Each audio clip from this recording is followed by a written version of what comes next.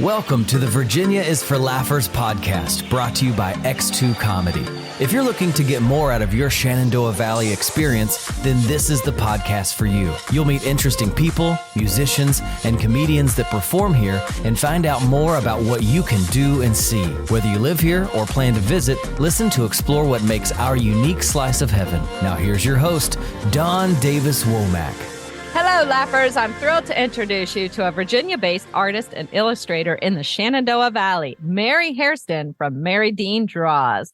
Inspired and encouraged by God's Word, community, Mary creates fun, colorful, and engaging art that captures your imagination, encourages your heart, and equips you to encourage others. Her art creations come in the form of Bible printables, printed Bible cards, art prints, coloring books, postcards, greeting cards, and stickers.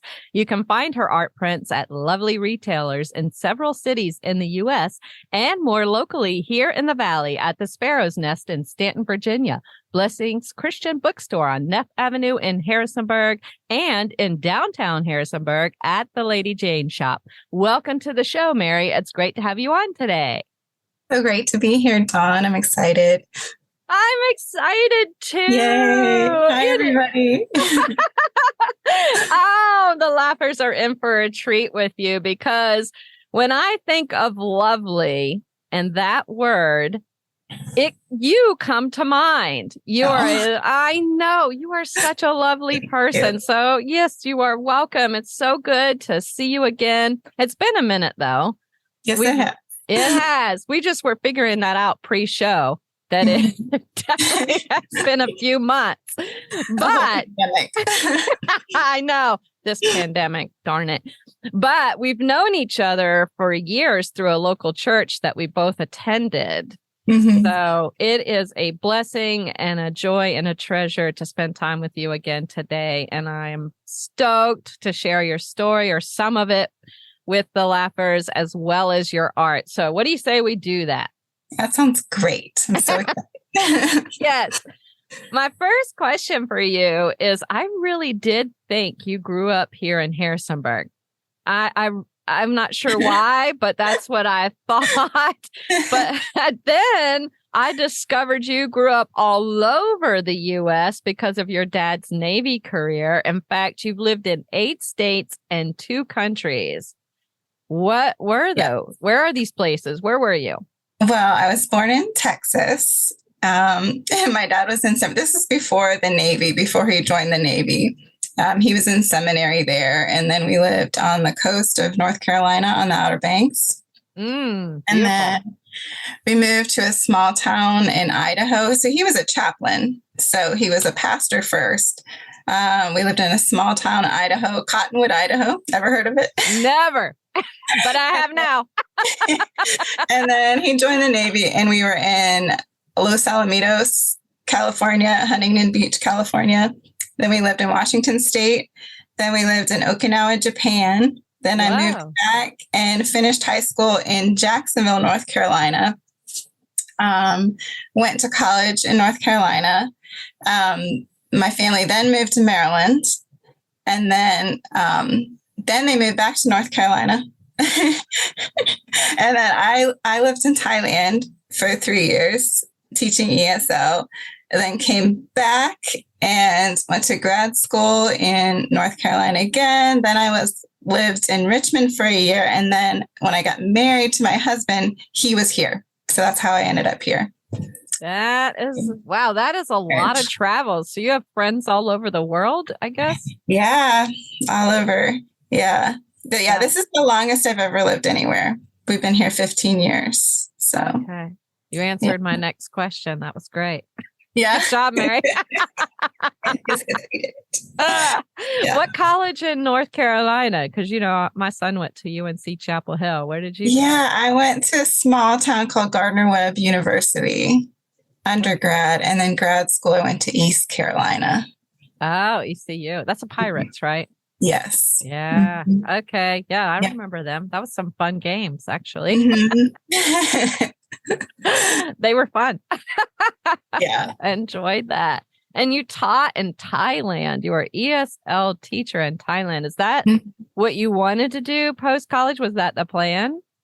I really didn't know. Like, I had an English degree, and my minor was in art, but I really didn't know what I wanted to do with that. I liked to write, but I didn't have a clear direction. And then the opportunity to go teach came up, so I hadn't really. I'd always loved teaching, but I'd never taught ESL.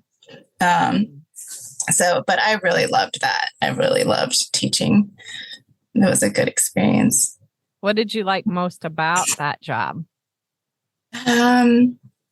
I love seeing people learn anything, whether I'm teaching art or teaching ESL. But I think people learning English, I don't know, you get to the relationships that you build with people as a teacher and the things that you learn about the world through them, I think is the most rewarding thing about teaching, people from all over the world. Yeah. Enriches your life. And oh yeah. Yeah. Learn so much about their lives and their cultures. And yeah. Yeah, I love people. That would be exciting to me too. Just to see what makes them tick and how they look at life. And I know every exchange I've had with someone that's very different than me, I feel is a gift. Yeah. Yeah. I read recently, I heard somebody say that every conversation that you have with someone is an adventure because you don't know where it's going to go. You don't know where it's going to lead. And I love that. I love that idea. Yeah, that's so true though, too. When you really take time, more than the superficial, oh, hi, how are you? I'm fine. Right. How are you? But when you really get into talking about just even what's happened to you today, yeah, you learn so much from people about what their interests are. And you also realize you share a lot of similar struggles. Yeah. Yeah. It's like that human connection. Yes. Yeah, we need to maintain that. Yes. I feel like we're in the danger zone. Yeah. A little bit. Yeah. Yeah. So it's really important. I wanted to talk about this business name of yours because your first name is actually Marydean, though we all know and love you and call you Mary. Yes. And I thought when I looked at your business name at first, it's Marydean Draws. So you're an illustrator, an artist. And I was like, that makes perfect sense to me. But then and prepping for this interview, I learned that the draws part of your business name actually has deeper meaning. Can you share with the laughers more about that? Yeah, it's kind of the idea that, draws can have double meaning, like I physically draw, but also drawing on like these deep wells of God's wisdom, God's grace, God's encouragement. There's a scripture that says you will draw water from the wells of salvation. So that was kind of in my mind, that drawing idea. And it's the idea that there's this vast resource available to us. And like, I see part of my role is like drawing from that and sharing it, for my own encouragement and for other people's encouragement. And I think usually I usually assume anything that encourages me will probably encourage someone else. So if I find something that is encouraging to me, I try to just pass that on and share. That's why the tagline to my business is like, be encouraged, be an encourager. I think there's a cyclical kind of thing that happens as you receive encouragements from someone, then you have something to pass on. Yeah. I agree with that 100%. I think that's highly valuable, and it's such an opportunity to be a blessing to somebody else when you turn around and share it. So, and it's not transactional. It's not like, oh, I give you encouragement, but it's like a grand circle, if that makes sense. Yeah, because we all share in our humanity. So we really are truly very much connected to one another. Yeah. And have a direct impact on one another based on what we do and say. Yeah. And we have no idea when we send that out into the world. Like I write blog posts all the time and I just kind of send it out. And a lot of times I don't get comments or I don't know, but it's like an act of trust. Okay. I'll just send this out and hopefully it will, even if it's one person that's encouraged today, then it's worth it. I agree with that. So thanks for sharing that. That's some deep stuff you're sharing right now. So I'm going to move to a little bit of a lighter note. Guess what I'm drawing from right now? That looks like popcorn. Oh my gosh, it is. It's a bag of preposterous classic cheddar popcorn. Looks amazing. It is amazing. Did you know that it's 100% nut free? No. I didn't know that either. I learned from my friends at Preposterous that, in fact, 1 out of 8 foods are responsible for 90% of food allergic reactions in the U.S. My goodness. I know. And this is why, Lappers, we're so delighted to share some savings with you today. Yay. Yay! So you can enjoy some of their delicious popcorn the next time you listen to a podcast of ours at the Virginia is for Lappers podcast. So here's the promo discount. Write it down. If you're driving, please do not. We will put it in the show notes. Don't worry. But the promo code is LAP15. You just visit prepopsterous.com. That's prepopsterous.com. And did you know something else, Mary? What? This is exciting news I'm about to share. Okay, I'm ready. I'm sending you some. Oh, yay! Yay! I won't have to cook dinner. You're a popcorn for dinner, lady? Are you one of those? Absolutely. And cereal. Popcorn. I like how you keep it simple. Yeah. Well, we will send you some so you can enjoy it for dinner or in your art studio. I want to talk about the art studio too, because you operate this home studio out from your home, right? So your studio. Yes. Okay. Can you paint a picture for us about what your studio looks like, and and in that share some of your favorite tools, art tools that you can absolutely not do without? You have to have them. Yeah. So I laughed because it's not very glamorous. So we have a walk-in closet off our bedroom. And it's pretty big. It's got a window and a vent. So it's not tiny, but it's got, like shelving. And slowly I've removed some of the shelving. And so I've got, all my products on shelving, and I've got lots of art on the walls. Right now I've got flower sketches like pasted all over. And I've got paper, and right now there's watercolors all over my desk because I'm in the middle of painting. And so it's always a lot everywhere, and I try to clean it up, but it doesn't want to stay clean. So it's always kind of a little bit chaotic, but I guess that's how it is. I try to organize it. Yeah, doesn't stay right. I think that's the artist brain a little bit. It's I think it is. Mm-hmm. I really try. I try hard. But so I have a couple tools. So one of my tools that I use all the time is the iPad and the Apple Pencil. Okay. So I do some digital art, like with my scripture cards that I create those on the iPad. So I have an iPad Pro, so it's nice. It's like a nice, paper size, and I use the Apple Pencil.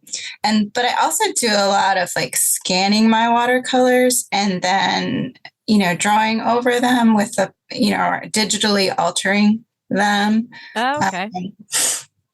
So that's kind of how, like, I did a series of stickers that I scanned the watercolor and then drew on top of my watercolor. So I like kind of incorporating natural things and then digital drawing. I like playing with that.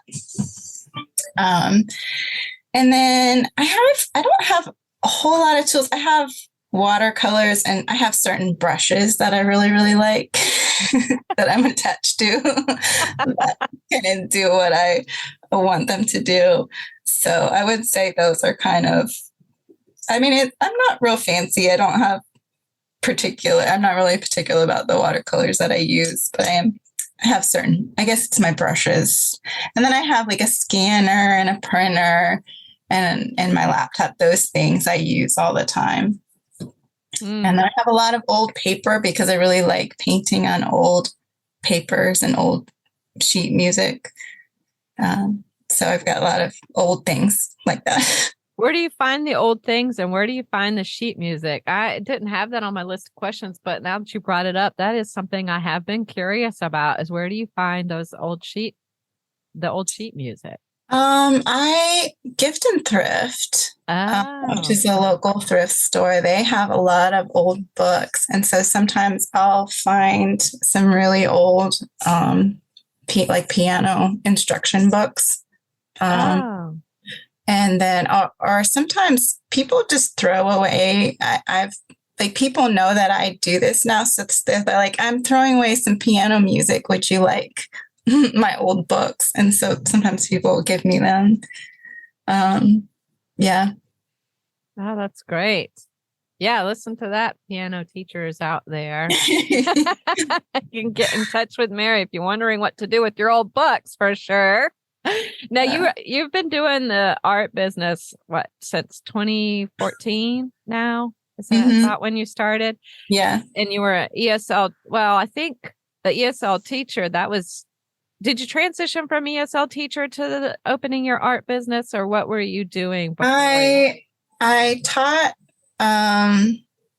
for a couple years at EMU when I moved here in their ESL program. And then I had my kids, and so I had my first daughter and I kept working, and then when I was going to have Anna, my second daughter, I decided I wanted to stay home with them, but I still wanted to do something. So that's kind of when I transitioned to do the art business, because it was something that I could do from home and still be with them.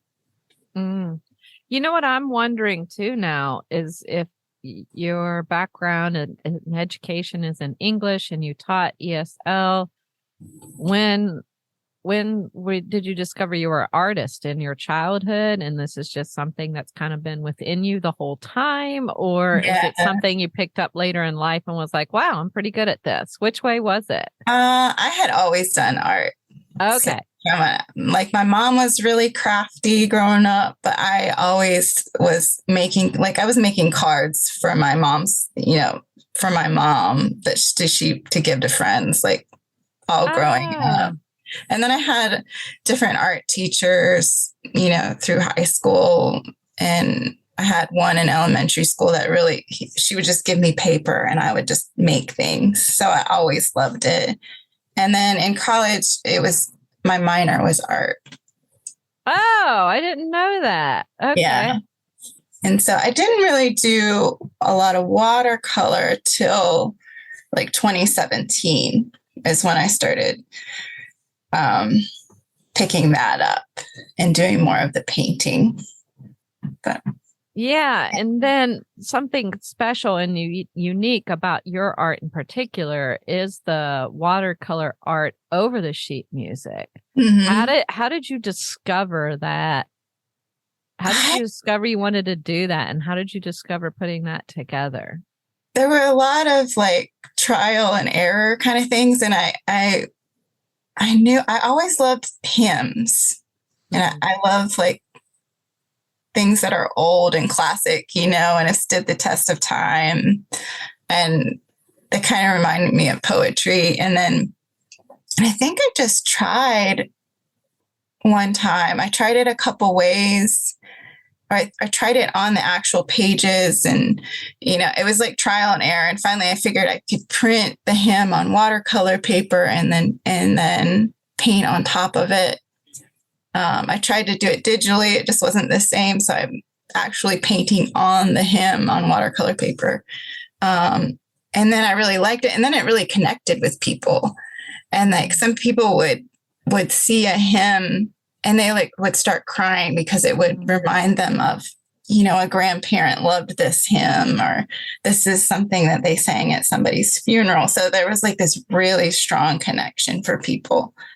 And I saw that, I knew it was something special. So initially you gave this out to just friends is that how the first, I think the first one I had, I think I sold them on my website and just as originals. And then eventually I figured out how to make the prints so I could sell the prints. And it's kind of one step at a time. Oh, yeah. And nothing great happens overnight, does it? No, it doesn't. It does not. We want it to, but it doesn't. And even now, I look back at the things I painted a couple years ago, and I was like, "Oh, I think I've improved." Yes, and we get better as we do things. I'm wondering, as you're sitting there, you taught a couple of years at ESL or ESL at EMU. I'm sorry, and then you're having your kids, and you're starting this business, and you just walk me through what happened in your story there where you're like, you know what, I'm going to throw my art on a website and see what happens. Like, what prompted you to do that? I think initially it was like I was creating things that I wanted that I couldn't find. Yeah. So initially I was creating like nursery art with like an inspirational saying on it. And then I wanted my kids to learn some Bible verses, but I couldn't find anything that I liked that wasn't all flowery and butterflies, something that really illustrated what the verses were saying. So I was like, well, maybe I'll figure out how to make something. and then I was like, well, maybe I'll share it, so that's kind of, I think I started making prints, and then I was like, well, I have these things that I feel like are encouraging to me. I want to share them. So then that led to the setup of the blog, so kind of. Was the blog first before the website where you put your artwork up? I think I started, if I remember, making the prints first on Etsy. So I had an Etsy shop, and then I started the blog. Okay. And so I only recently started having actually a shop on my website only a couple years ago. Okay. Did you have somebody go build a website for you, or did you self-teach? No, I just did it all I've always done it on my own, just Googling things and trying to figure it out. And watching YouTube videos. Exactly. It's like, okay, I want to do this. How do I make this happen? It's very hacked together. I think it looks quite beautiful, though. Yeah. And then that's how I learned like Photoshop. I was just like, well, I want to do this, so I'm going to teach myself how to do this. And yeah. I love how you just take initiative and just, I'm going to figure this out. So you kind of know what you want in the end, and then you walk back and figure out how to get there. Yeah. I'm kind of stubborn that way. Like if somebody tells me you can't do this, I'm like, yes, I can. That's why we were friends. I mean, I tell myself I can't do something, but you don't tell me that. Well, it's never been done before. Well, it is now. That's really beautiful. Where do you get your inspiration for your art? What inspires you to create these things? You talked about a little bit in kids and not seeing what's out there, but there's like this artist. Every artist has like their bent or what they're known for. Some people do nature. Other people do buildings. What inspires you to create the art you create? I think definitely I'm always inspired and sometimes distracted by just where we live. It's just the beauty of the valley. Like, and I'm just always like, even this morning I was driving my kids to school, and the sun is just coming up as they're going to school. And just the mountains are so pretty, and they look different. The mountains look different in different lights. The colors on the mountains change. The shadows change depending on the weather and depending on the season. You know, sometimes the mountains will look purple, sometimes they'll look a blue, sometimes they'll look kind of like an orangey purple. And I'm always like trying to figure out what color things are and how I'm thinking about the shapes and how I would like represent that and communicate that beauty. And I love flowers. Yeah. I love birds. So you'll see all those things. So I'm always just wanting to kind of somehow capture that beauty that I see. Is it difficult to draw a bird? Not as difficult as people, because you know, like if you get a bird's beak in the wrong place, it's not such a big deal as like getting somebody's nose in the wrong place. Then it's abstract art. Yeah. Yeah. But I mean, birds have, I think to me, it's all about like the shapes. Yeah. And so no, birds aren't that hard, but you know, yeah, they're forgiving. Not as much, you know, they're a little harder than flowers. You know, flowers you can kind of, you know, fake it, you know, if you don't know what it looks like. But do you have a favorite type of flower that you draw? I love poppies. You'll see a lot of poppies in because they're kind of big, rounded shapes, which is kind of the kind of shape that I'm drawn to. And I like the way I paint as in big, bold shapes, and then adding layers of watercolor. So I don't like to get really super tiny detailed. Yeah. I think it's pretty amazing actually what you do. So I would like for you to walk through a typical process for you to create one of your pieces of art. How do you go about doing it? Creating one of your masterpieces? Well, I've done, so I guess it depends on what I'm doing. Like in the fall, I did a whole landscape series. And actually I'm going to pick them up. They were at the Church of the Incarnation through the fall, and they have a gallery space. So like for those, I took a lot of photos of landscapes. I just drove around, stopped the car, took a picture. Safely, right? Yes. Okay.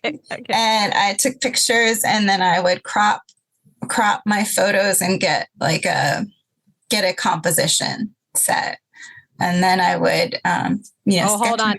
Time out for people that aren't artists. What's a composition set mean? What is that? So I will crop it into a form that looks balanced to me. Like, okay. All right. So the color in terms of color and shape and line. Okay. Yeah. So all right. If that makes sense. Yes, it does. So it's almost like you're taking a bigger picture and taking the part of it that you're going to use, that you want to draw. Yeah. Just like on Instagram, like if you have a picture and you crop it down to that square Okay, great. Yeah. And so figure out the composition. And then I do, with my landscapes, I do a lot of layering. So I'd start with just a light pencil sketch, and then I would layer watercolor, multiple layers of watercolor. Then I use chalk pastels on top of it, or something called new pastels, which get creamy when you, and then I layer with pencil on the top. So I do a lot of mixing of media. For the hymns, I do a lot of like sketching and figuring out like the color palette that I want. And I try to, a lot of times my impulse is to just jump in and start painting, just, free for all. And I think there's part of it that you have to be free and kind of let it like find that creative flow and just go with it. But I'm also trying to train myself to also plan a little bit. Like the other day I did a whole painting, spent like 2 hours, but I had the colors wrong and it's just not going to work. So I'm trying to plan a little better. I see. Yeah. It works better. What would you say is the smallest piece of art you've created, and what is the largest piece of art you've created so far? That's an interesting question. Well, I did. So at the Lady Jane, there's this Harrisonburg ABCs poster. Have you seen that? No, I need to go see it. Yeah, it's cute. And I made it of all these little I just did little watercolors and then I scanned them all in and put them into a poster. Yeah. So there's a little watercolor illustration for each letter of the alphabet about something in Harrisonburg, like ducks. And so I would say those were really tiny. Okay. And then the biggest, I have this big canvas in my office right here. And it's, somebody just gave me a big canvas. They're like, "Oh, you're an artist. Here, you want this?" Sure. So I painted it black and then I used oil pastels and did flowers from my garden.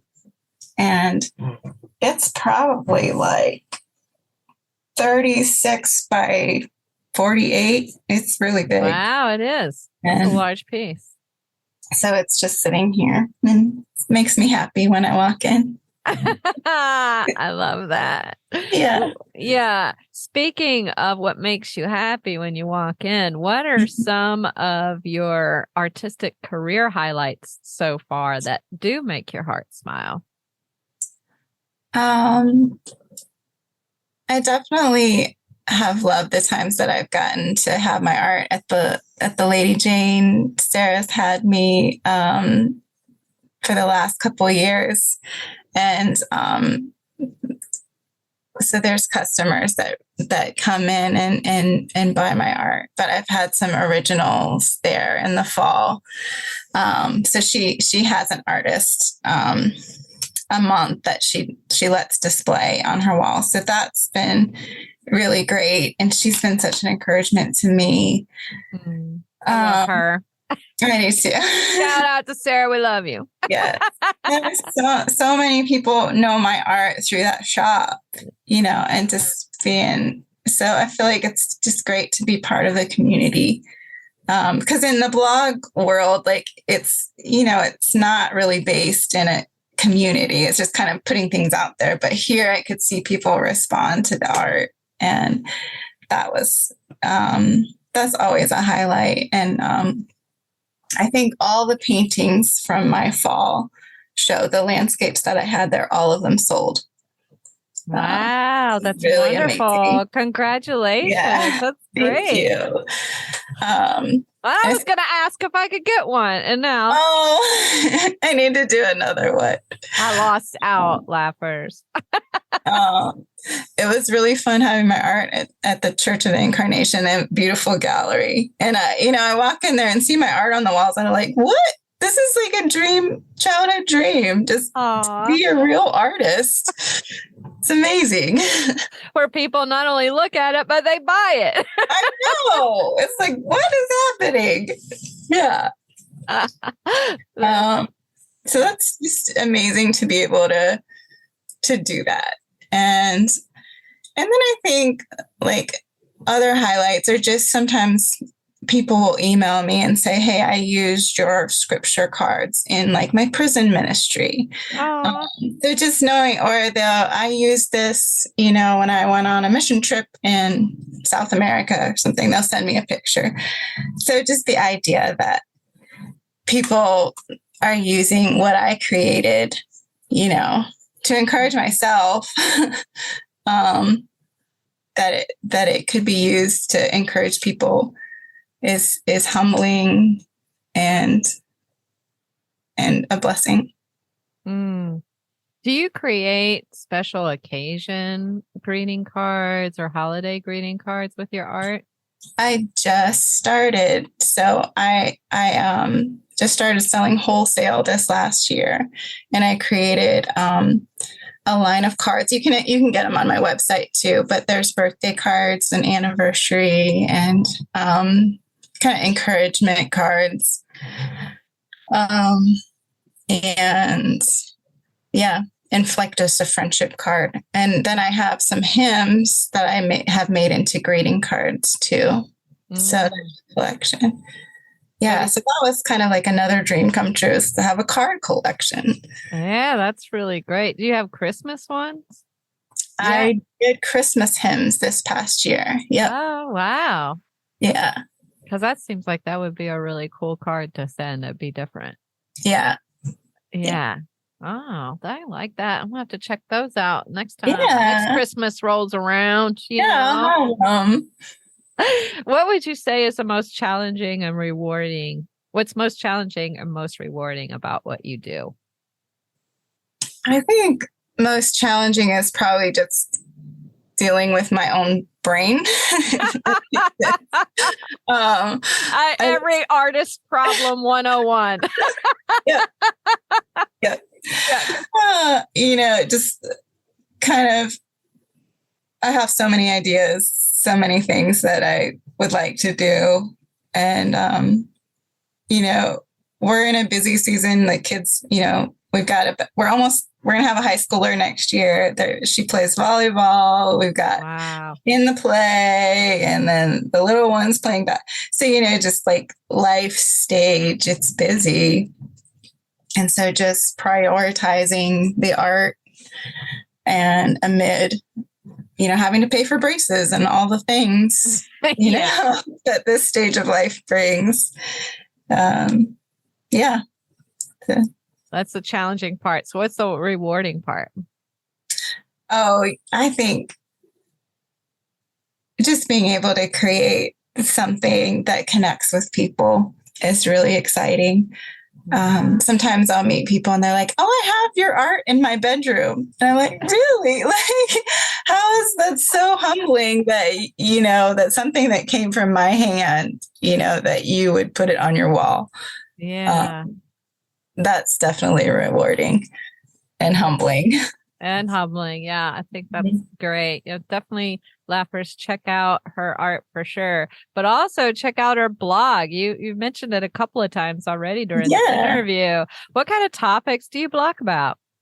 Oh, I have blogged about lots of things. I'll talk about the things that I'm reading. Basically, whatever kind of is encouraging me or I'm learning at that moment is usually something I'll share. I'm going through a series right now about the words that Jesus spoke specifically to women.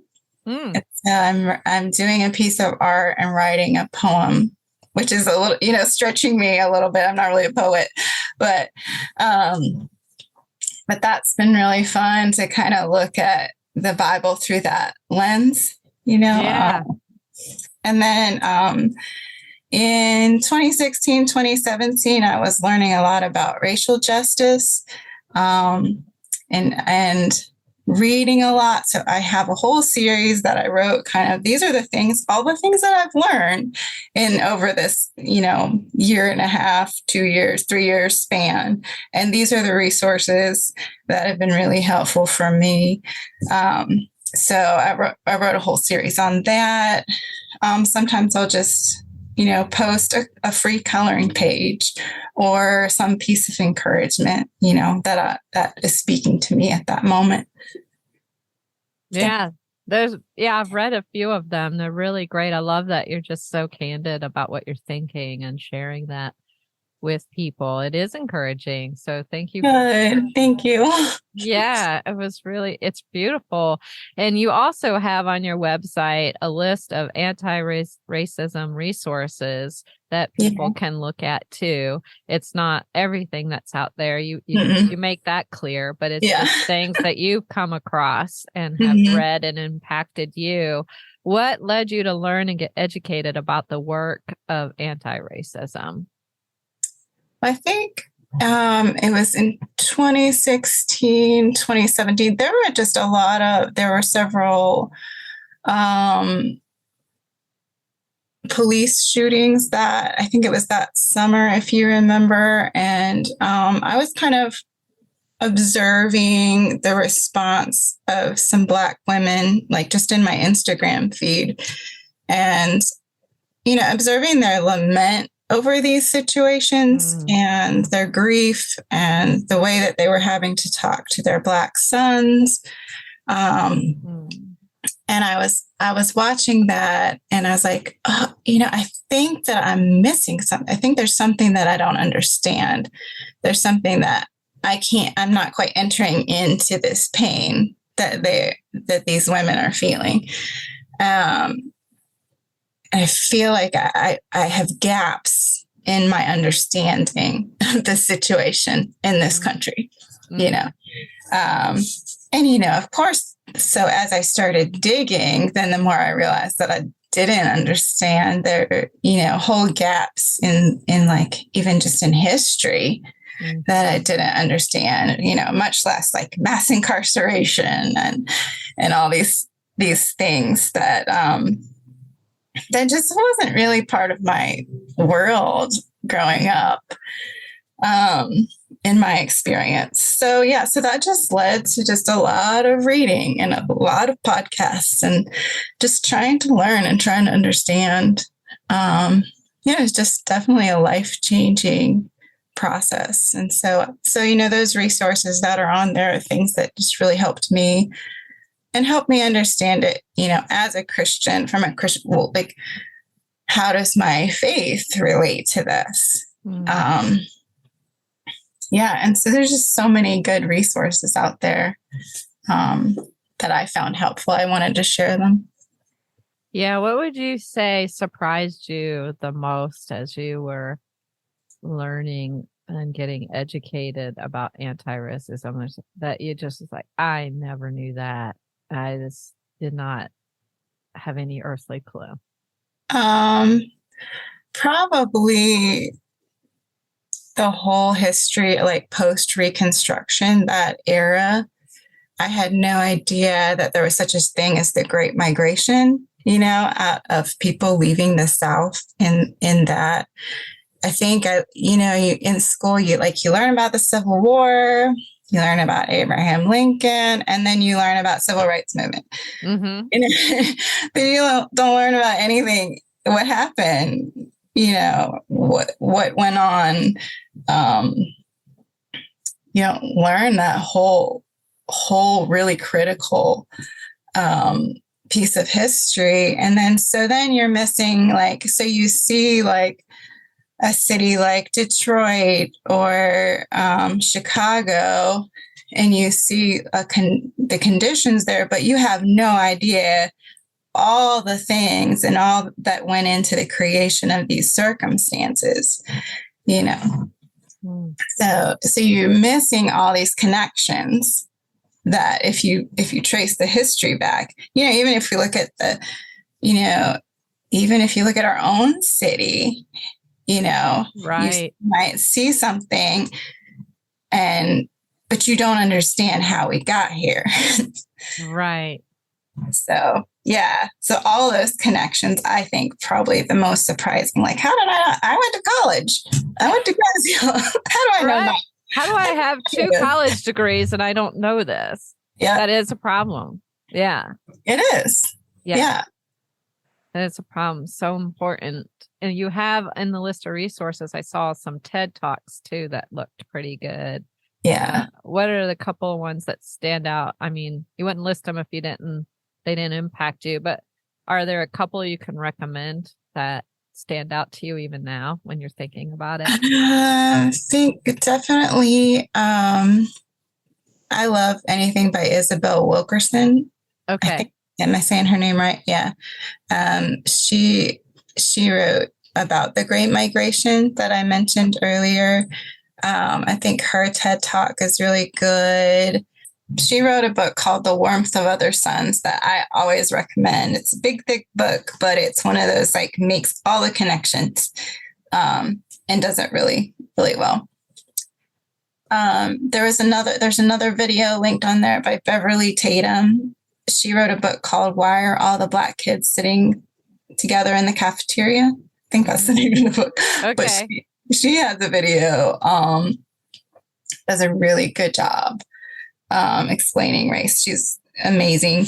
And then the Brian Stevenson video, I think it says the conversation we need to have about race. He's amazing as well. He wrote a book called Just Mercy. They made a movie out of that. He's done a lot of work with people on death row. He's amazing too. And his, anything he writes or says is worth watching. Yeah. Great. Yeah. Thank you for that. And Lappers, if you want more resources, you can head to our website. That's marydeandraws.com to get a fuller list. And that can be helpful to you. I think it would be good for all of us to keep getting educated. Yes, always. On this. I am a mother of a biracial son. And as a white mother, I know I still have a lot of things to learn. I value the conversations that I have with my son about this topic because he brings a different perspective culturally. And I do appreciate that insight. And I love that we've come a good ways, but we still have a long ways to go. Yeah, definitely. Yeah. So the more compassionate we can be and the more educated we can be, I think that helps all of us, sharing in our humanity. Yeah, being better humans. Being better humans. Absolutely. That's the goal, right? That is the goal. We go about it imperfectly, all of us, but that I think down deep in most people is that they feel that way. That is the goal. So when you're not creating your beautiful art or running your art business, what do you enjoy doing? Or, herding your 3 cats, otherwise known as your children. I also have 3 cats too. So that's funny. It is funny that you said that. Okay, the real cats and the kid cats. And you're married. When you're not doing all of that, what are you doing? What do you enjoy doing in your free time? Oh, that's a fun question. My favorite thing to do is to thrift. I love thrift store shopping or antiquing. So I just like old things. I like sorting through things and finding treasures. And I like wearing vintage clothing and putting things together. Decorating the house with it's kind of like a fun challenge to try to find things secondhand. And I love being outside when it's warm and it's sunny. I like working in the garden. I'm a terrible gardener. But you love doing it. But I love doing it. I just like throw the seeds in there. I know. And I've never been able to really grow a vegetable, but I keep trying. And my brain is too chaotic for gardening. And and I like being with friends and you're a beautiful soul, Mary. You're a beautiful soul. So I would love if you are welcome. I would love, as we wrap up here, if you can share with people how they can follow you on social media or otherwise to connect with you.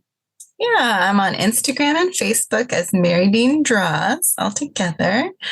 And you can go to my website, marydeandraws.com, and there's a sign up for my newsletter. So that's probably the best way to keep in touch and, be alerted of any new art that's coming out.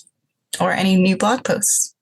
Oh, I love it. And Laughers will also be sure to put that information in the show notes for you. Plus, we also have for you that discount promo code LAUGH15 so that you can buy delicious gourmet popcorn at prepopsterous.com, prepopsterous.com. And we'll put that in the show notes for you as well. And thank you so much, Mary. This has been super delightful hanging out with you today. As always, thanks again for coming on the show. Thanks for having me. I enjoyed it so much. Yes, you bet. And Laughers, you can see Mary's art locally right here in the Shenandoah Valley at the Lady Jane shop in downtown Harrisonburg, the Blessings Christian Bookstore on Neff Avenue in Harrisonburg, or at the Sparrow's Nest in Stanton, Virginia. You can follow daily glimpses of her life and art on her Instagram at Marydean Draws, and or check her website out at marydeandraws.com for her blog, freebies to shop, her list of anti-racism resources, and much more. And lastly, and most importantly, thanks for tuning in, Laughers. Out of all the podcasts out there, you picked us, and we think that's pretty darn special, just like you. Until next time, keep smiling. Bye.